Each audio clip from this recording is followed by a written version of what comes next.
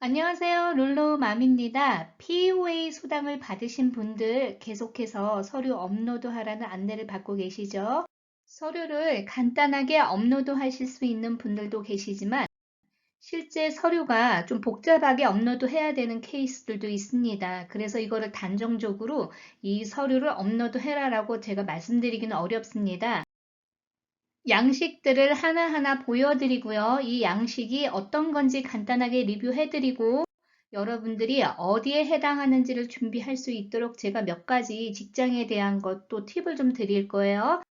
1099만 수입이 있어서 세금 보고 하신 분들은 세금 보고 서류 반드시 들어가야 되는데 만약에 여러분들이 1099만 업로드 했을 경우에는 페널티 안내가 올 수 있습니다. 실제로 오고 있고요. 그래서 이거 주의하셔야 됩니다. 먼저 UI 수당을 받을 수 있는 자격 기본 틀을 여러분들이 아셔야 돼요. PUA도 UI 규정과 동일하게 적용이 될 수 있죠. 그래서 가장 동일하게 될 수 있는 게 바로 이 세 가지입니다. You must라고 되어 있어요. 이거는 반드시 해야 된다는 거예요. Physically able to work. 신체적으로 일을 할 수 있어야 된다는 거예요. 종종 이렇게 묻는 분들이 많으세요. 몸이 아파서 일을 할 수가 없어서 실업수당을 신청을 했다라고 얘기하시는데요. 이거는 문제가 될 소지가 많습니다. EDD 실업수당 기준으로는 몸이 아프다라는 그 단어 자체가 이미 실격 사유가 되는 거예요. 하지만 코로나로 인해서 아픈 거는 가능하죠. 그건 익셉션을 주는 거예요. 예외 사항이죠. 그리고 코로나 후유증으로 여러분들이 다시 복직을 할 수 없는 상황이면 의사소견서를 제출하면 되는 거예요. 그렇지만 기타 코로나 외에 아프거나 다치거나 이래서 일을 못하는 경우는 안 되는 거예요. 항암 치료 받거나 혹은 투석 받는 분들도 계셨어요. 이런 분들도 physically able to work가 하지 못한다면 일할 자격이 없습니다. 혹여 항암치료 받더라도 일하는 데는 문제가 없다 이러는 분들은 항암치료 자체를 언급하시는 게 좋은 방법이 아닙니다. 두 번째는 available for work죠. 이 일을 할 수 있어야 되는 거예요. 그래서 여러분들이 뭐 어디 한국을 갔거나 개인 사정이 있어서 당장 일을 할 수 없다. 그러면 이것도 문제의 사유가 되는 겁니다. 타당한 이유가 없으면 안 돼요. 만약에 가족이 코로나에 걸려서 돌봐야 되기 때문에 된다. 이런 건 가능해요. 왜냐? 코로나와 연관이 있기 때문에.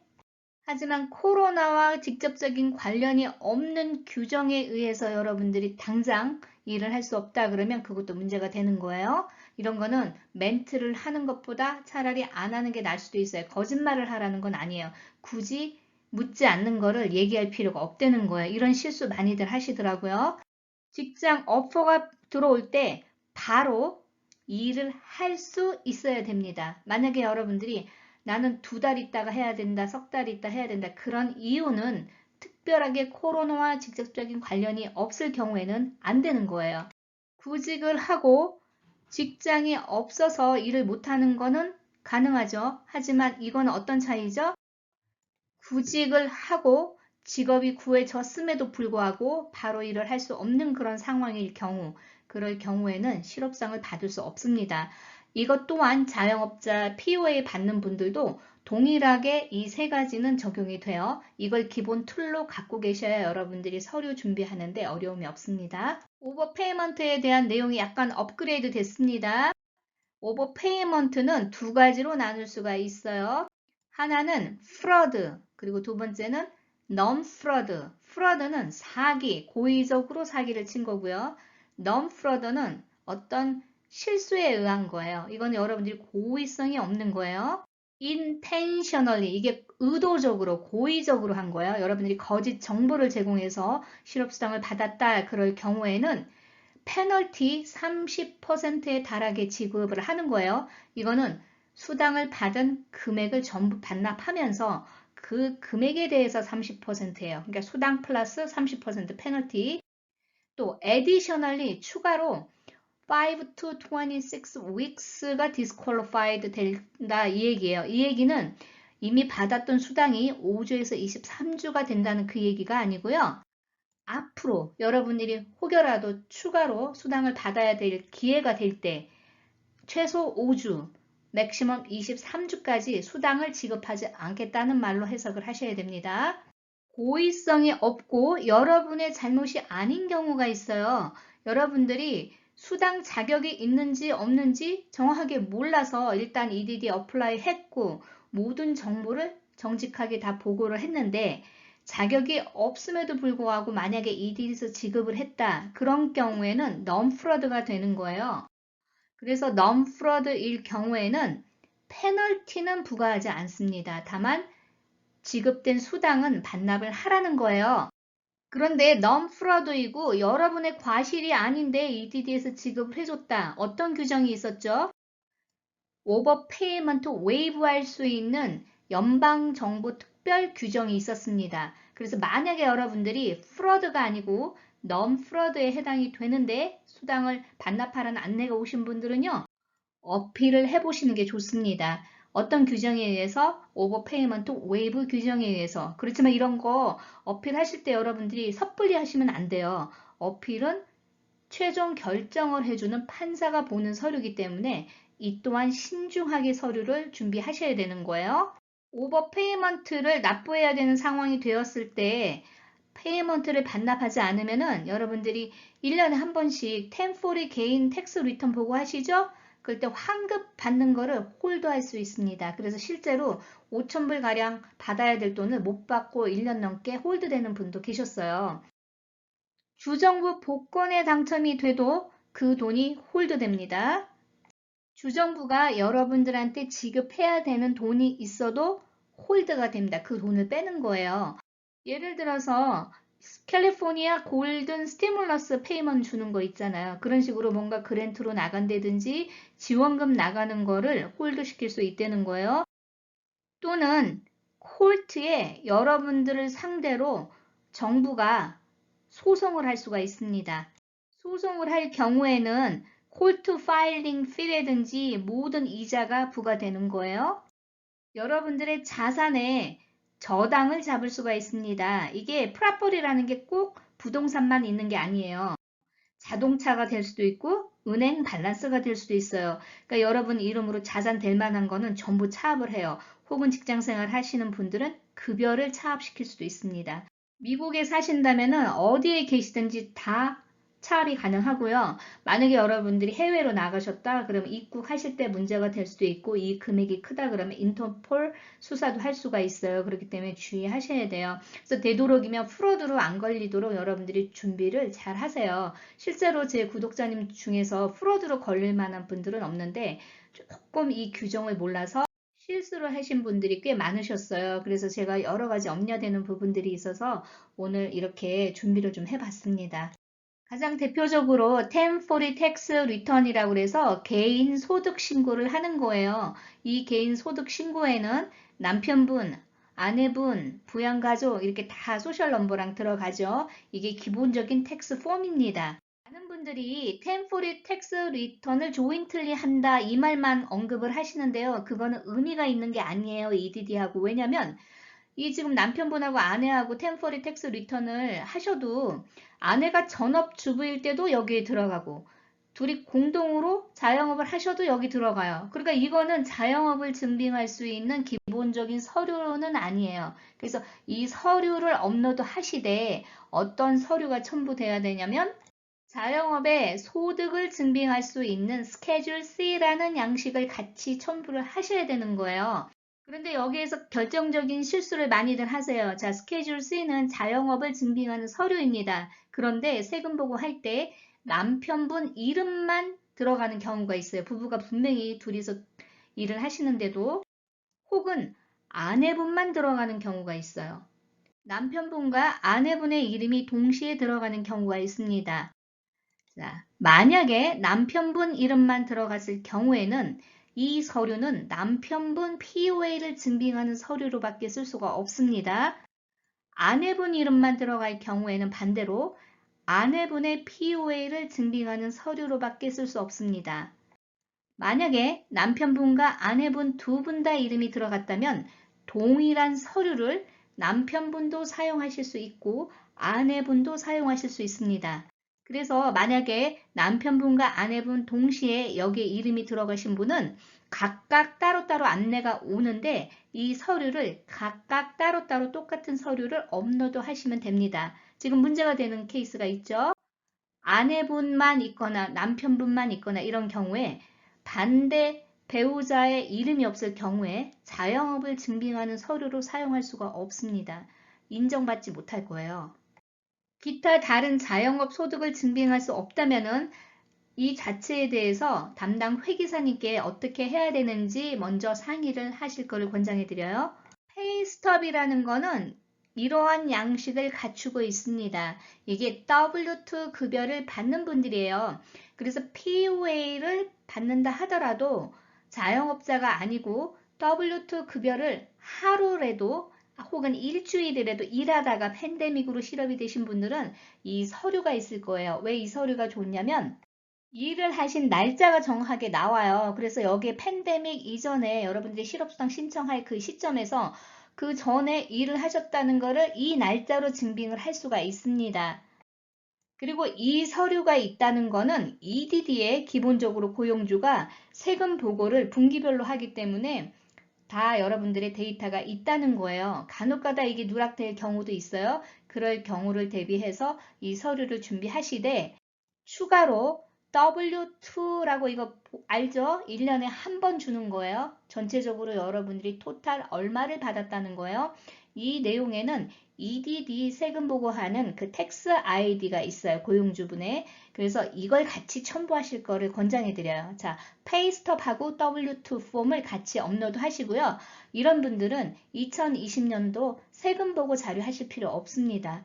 스케줄 C로 하시는 분들만 2019년도 스케줄 C를 포함한 세금 보고 자료, 그리고 2020년도도 스케줄 C를 포함한 세금 보고 자료를 첨부하면 좋지만 세금 보고 자료 날짜를 기준으로 했을 때는 2019년은 전체를 포함하기 때문에 가능한데 2020년도는 이게 1분기에 속하는지를 모르기 때문에 또 추가해야 되는 서류가 있습니다. 1099 서류예요. 이거는 인디펜던트 컨트랙터 혹은 그냥 1099으로 급여를 받는 분들이 이런 서류를 받는 거예요. 그래서 여기에 수입이 어떤 건지 표기가 되는 겁니다. 기존 시스템에는 1099는 고용을 증빙하는 서류로 볼 수 없다라고 했었어요. 그래서 이거는 참고 서류, 즉 추가 서류로는 쓸 수 있지만 메인 서류로 이거 하나만 업로드 했을 때는 문제가 됩니다. 그래서 여러분들 그 주의하셔야 돼요. 스케줄 C가 없지만 other income이 있던 분들이 있어요. 이런 분들 주의하실 거는요. EDD에 weekly로 certify 하실 때 income report 하는 금액에 속하지 않는 수입이 있었죠. 렌털 수입과 주식을 사고 팔거나 집을 사고 팔아서 발생한 수입이 EDD에 수입 보고하지 않아도 되는 그런 수입이었어요. 왜냐면 이거는 본인의 자산에서 증식한 수입이기 때문에 일과 관련이 없잖아요. 그래서 반대로 이거를 지금 명확하게 내용은 안 나왔지만 이걸 역으로 생각을 해 보셔야 돼요. 만약에 여러분들이 렌털 수입이 없거나 혹은 주식 수입이 떨어져서 EDD 수당을 신청했다면 문제가 될 수 있는 소지가 있다는 것과 마찬가지예요. 이거를 제가 있다 없다라고 명확하게 말씀드릴 수는 없습니다. 그렇지만 문제가 될 수 있는 소지가 있습니다. 그래서 이런 걸로 수당을 받으신 분들은 다른 수입을 반드시 증빙을 해야 돼요. 뭘로 인해서 일을 해서 발생됐다는 수입이라는 거를 증빙하셔야 되는 거예요. 그래서 스케줄 C가 없다면 스케줄 F라도 있으셔야 돼요. 고용계약서 샘플입니다. 일을 시작하기도 전에 고용계약서 다 써놓고 출근을 하기로 한 날짜가 있었는데 팬데믹으로 고용이 취소되는 분들도 있을 거예요. 이런 분들은 고용계약서 받으신 게 있다면 그거를 반드시 업로드 하세요. 아이를 돌보거나 산후조리를 하시는 분들은 이런 양식으로 받으셔도 됩니다. 자, 친척이라도 돈을 받고 일을 했다면 이런 양식 서로 각자 만들 수 있습니다. 반드시 회사만이 이런 서류를 만들으라는 법은 없습니다. 개인과 개인이 계약을 해서 일을 시킬 수도 있기 때문에요. 터미네이션 노리스인데 이거는 해고 통지서잖아요. 그래서 만약에 대부분 한국 분들은 그런 고용 계약서를 쓰지 않고 일을 하는 경우도 있어요. 그런데 일을 하루 일하고 그만두는 경우도 있고, 그러면 뭐 하루치 캐시로 줄 수도 있고요. 근데 이런 서류가 있으면 좋죠. 정리 해고에 대한 안내요. 코로나로 인해서 당신을 해고하겠습니다. 이런 편지가 가장 좋은 예예요. 만약에 세금 보고나 무슨 인컴을 증빙할 수 없다면은. 여러분들이 이런 서류를 받지 않았던 분들은 기존 고용주한테 요청을 하시되, 반드시 내용은요, 코비드 19으로 인해서 해고한다는 말이 들어가는 게 좋습니다. 그리고 이 서류 날짜가 중요해요. 여러분들이 실업수당을 신청해서 받기 시작한 날짜 최소 일주일 전에 이 날짜가 나오는 게 좋습니다. 하지만 그 날짜에 나와도 상관은 없어요. 그렇지만 만약에 실업수당을 예를 들어서 3월 14일부터 받았는데 이 편지를 3월 21일로 썼다 그러면 요 차액분 반납하라는 안내를 받을 수 있으니까 이 날짜도 신경을 쓰셔야 돼요. 고용 취소 통보에 대한 샘플입니다. 이 샘플은 뭐를 말하냐면은 여러분들이 2019년도에 세금 보관 자료도 없어요. 2020년도도 없어요. 처음으로 2020년도에 일을 하려고 취직 자리를 알아본 다음에 일을 하기로 약속까지 되어 있었어요. 그런데 팬데믹이 터지면서 일 시작하기도 전에 이미 일하는 자리에 이제 고용이 취소가 된 거죠. 그러면 이 내용에도 코비드 19으로 인해서 당신의 고용을 취소하겠다라는 말이 들어가면 좋습니다. 되도록이면 어떤 포지션이었는지 그걸 적는 게 좋고요. 자, 세금 보고 자료 같은 거 없이 만약에 이 편지만 제출을 해야 되는 그런 분들은 반드시 어떤 내용이 중요하냐면 고용주 그 이름, 컨택 넘버, 주소 이런 거를 적으셔야 돼요. EDD에서 고용주한테 직접 전화를 해서 확인을 할 수도 있습니다. 실제 동부에서는요, 즉석에서 확인을 했던 사례가 있었어요. 그래서 만약에 여러분들이 이런 편지를 이미 받았으면은 제출하시고 받지 않았으면은 고용주한테 요청을 해 보셔서 미리 받아두세요. 그리고 이런 안내가 갈 수도 있으니까 그때 얘기 잘 해달라고 미리 말씀을 드려놓으면 좋습니다. 누구한테 소속된 게 아니고 그냥 본인이 돌아다니면서 일을 하시는 분들도 계셔요. 대표적으로 락스미스 하시는 분들, 이런 분들은 뭐 큰 회사를 하는 게 아니고 가정집 방문할 수도 있잖아요. 그럼 이런 분들은 뭘 준비하시냐? 인보이스도 하나의 좋은 예가 될 수 있습니다. 플러머 하시는 분들도 마찬가지예요. 뭐 캐시로 지급했으면 페이드 캐시 이래서 인보이스 자체를 만드시고요. 은행에 디파짓한 기록이 있으면 은행 스테이트먼트를 첨부하는 게 좋습니다. 아이들 과외를 가리키는 분들도 있고요. 필라테스나 무슨 요가 같은 거 가리키는 분들도 마찬가지로 이런 인보이스 만드실 수 있잖아요. 그래서 만약에 EDD에서 여기 지금 인보이스 만든 분한테 연락을 해서 실제로 이런 서비스를 받았는지 물어볼 때 대답을 할 수 있는 그런 분의 인보이스를 만드시면 되는 거예요.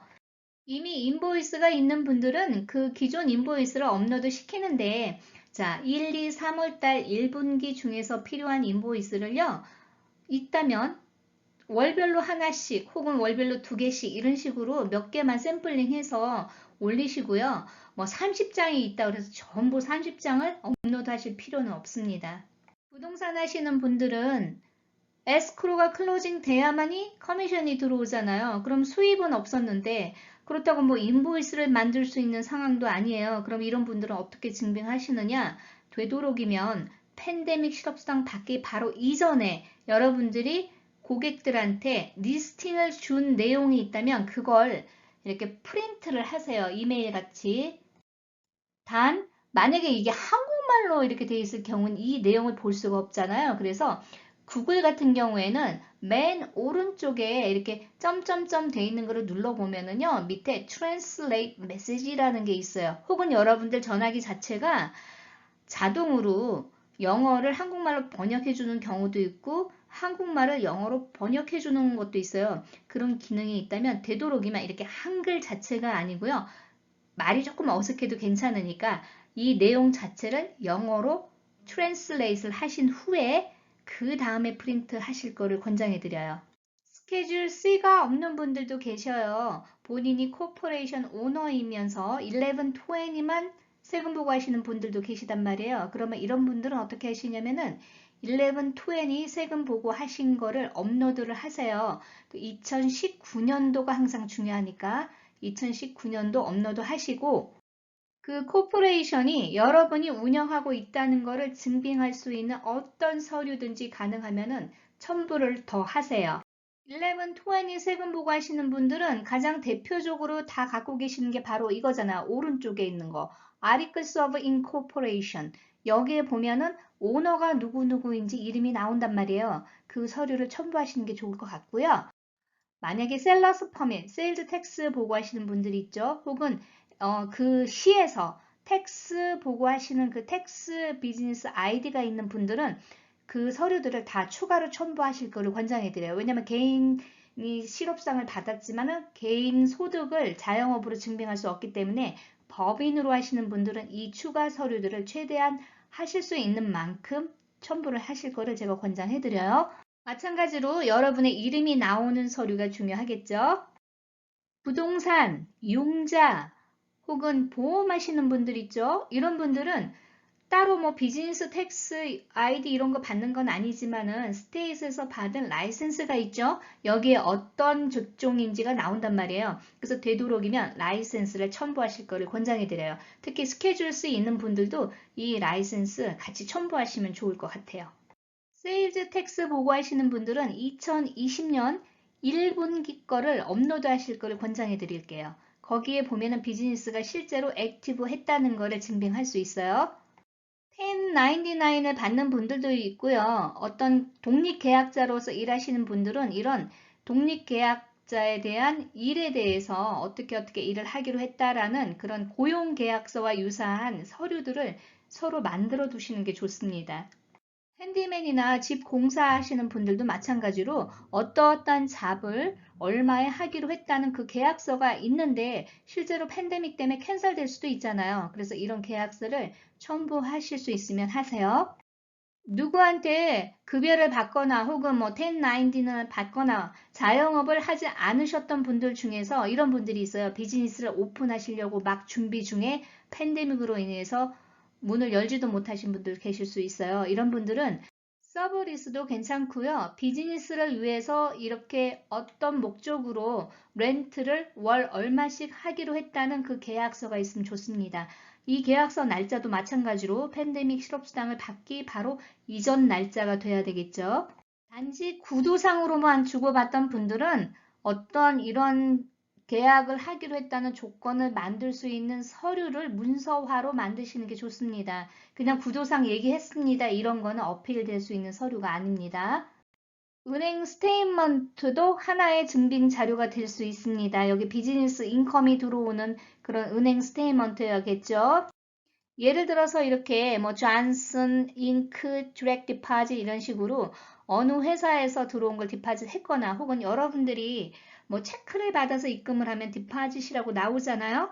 그러면은 그 은행 뱅크 스테이트먼트 뒤에 보면은 체크 입금된 기록이 있습니다. 간혹가다 이렇게 물어보시는 분들이 계세요. 체크 받은 거 카피를 업로드 하겠다. 자, 1099 그리고 체크 카피만 업로드하는 거는 문제가 될 수 있습니다.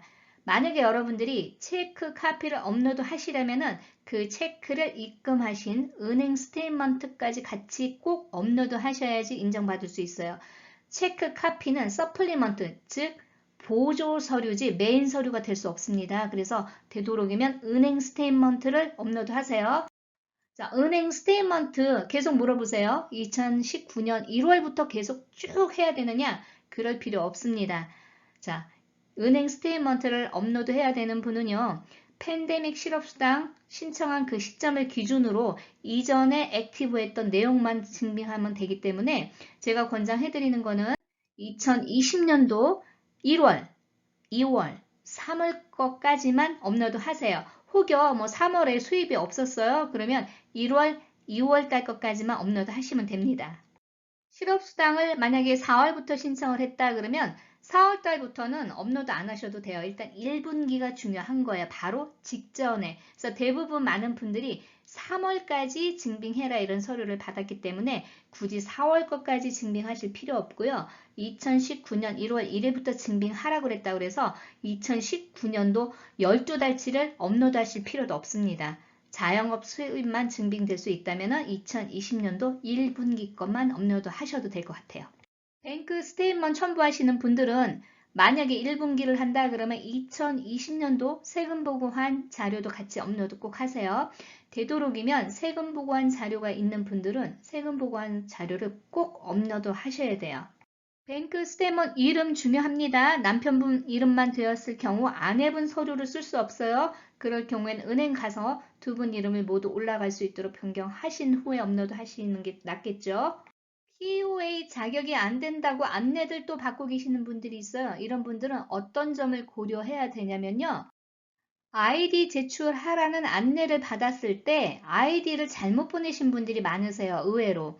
제가 영주권과 시민권자들은 미국 여권 같은 거를 업로드하는 게 중요하다고 누차 말씀드렸는데 대부분 아이디 때문에 문제 생기는 분들은요. 운전면허증만 보내신 분들이 태반이에요. 그러면 당연히 안 되죠. 왜냐하면 합법적으로 일을 할 수 있는 증빙 서류가 될 수가 없지요. 운전면허 가지고는. 그래서 영주권 앞면과 뒷면 혹은 미국 여권 전체 잘 나오게 해서 소셜 번호 적어서 D21000M 어필 양식을 통해서 서류를 급하게 보내시고요. 그리고 이제 수당 인정해달라고 하시면 웬만하면 받아들여져요. 아직도 이 문제 있는 분들은 제 동영상 제대로 안 보신 거예요.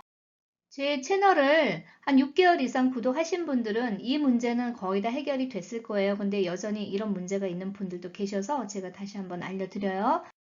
PUA 받으면서 몸이 아프다고 SDI를 신청하신 케이스들도 있었어요. 이런 분들은 자격이 되지 않습니다. 왜냐하면 PUA 기준이 뭐예요? UI와 동일하죠. 아파서 일을 못하는 경우에는 안 돼요. 근데 SDI는 뭐죠? 아파서 일을 못할 때 받는 수당이란 말이에요. 이게 동시에 같은 기간에 걸려 있으면 이게 문제가 될 수 있는 거예요. Paid Family Leave Benefit을 POA 받는 기간에 신청하신 분들도 문제가 될 수 있습니다. 이게 만약에 정당하게 이제 산후 휴가를 왔다가 다시 일터로 돌아가려고 그랬는데 팬데믹 때문에 샷다운 되면서 못 돌아가셔서 실업수당 받는 분들은요. 소명하시면 돼요. 근데 그 이유를 타당하게 받아야 하기 때문에 되도록이면 고용주한테 편지를 받는 게 좋아요. 임시 해고에 대한 거 그런 게 가장 좋은 예가 될 수 있어요.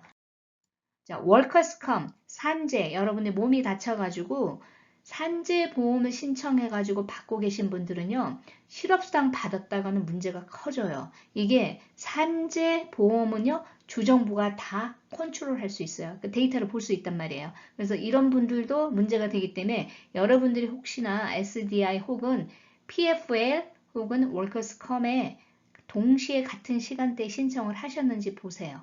혹은 W2 인컴이 있어서 UI로 받아야 되는데 EDD 어떤 문제 때문에 POA 받는 분들이 있어요. 이런 분들은 어필하시면 됩니다. UI를 여러분들이 신청을 했지만 EDD에서 POA를 줬기 때문에 이거는 여러분들의 과실이 아니죠. 그렇기 때문에 이거에 대해서는 충분히 어필하실 수 있어요. 이런 분들도 댓글로 문의 주세요. 다른 주정부에 W2 급여가 있는데도 불구하고 캘리포니아에서 POA를 받는 경우도 다 드러나게 되어 있어요. POA는 100% 연방정부 자금으로 지원을 하기 때문에 모든 주정부가 여러분들의 소득에 대한 거를 공유를 해요. 그래서 타주에서 만약에 W2가 있다 그러면 그게 캘리포니아에서도 데이터가 공유되기 때문에 바로 튀어나오는 거예요. 그래서 이게 지금 많이 걸리고 있는 것 같아요. POA는 어느 주정부든지 본인의 소셜 번호로만 트랙을 하기 때문에 한 번만 신청을 하셔야 돼요. 그런데 어떤 분들은 만약에 동부에서 한 6개월 일하시고 지금 캘리포니아로 와서 6개월을 일하셨어요. 자영업이에요. 그런 분들이 뭐 UI도 마찬가지예요. 그런 분들이 양쪽에서 수입 보고 했다고 그래서 양쪽의 주에 POA를 신청해서 받은 케이스들도 상당히 많았습니다. 이런 경우 100% 드러나고요. 문제가 됩니다. 이런 경우는 30% 페널티가 올 수도 있지만 여러분들이 시스템을 몰랐기 때문에 그렇다고 해서 원금만 상환하겠다고 페널티를 웨이브 해달라고 어필은 해보실 수 있을 것 같아요. 지금 계속 요청이 오는 서류를 제공하지 않았을 경우죠. 그래서 제가 계속 지금 서류 어떤 건지 자세하게 리뷰를 해드렸단 말이에요. 그래서 이 서류를 잘못 업로드하거나 혹은 부족하게 업로드할 경우에는 EDD에서 이 서류가 부족하니까 추가로 하세요. 이렇게 친절하게 할 시간이 없습니다. 만약에 여러분들이 서류 하나만 미싱을 해도요. 그냥 바로 오버페이먼트 안내가 와요. 그러면 그 서류 받으면 덜덜 떨리잖아요. 심장도 떨리고. 그래서 처음부터 여러분들이 서류를 꼼꼼하게 잘 준비하시는 게 가장 중요한 겁니다. 자, 오늘 제가 중요한 내용이라서 리뷰하느라고 조금 시간이 많이 걸렸는데요. 여러분들 이거 대충대충 보시지 마시고요. 조금 긴 동영상이지만 처음부터 끝까지 자세히 좀 들어주시기를 제가 부탁드릴게요. 제가 직업별로 어떤 서류 이미 리뷰를 다 끝났기 때문에 이거 서류에서 빨리빨리 진행하는 동영상을 다시 한번 또 만들 거예요. 그래서 여러분들이 이 서류에 대한 내용은 충분히 숙지를 하실 거를 제가 부탁드립니다. 오늘도 좋은 하루 되시고요. 좋아요, 구독 부탁드립니다. 감사합니다.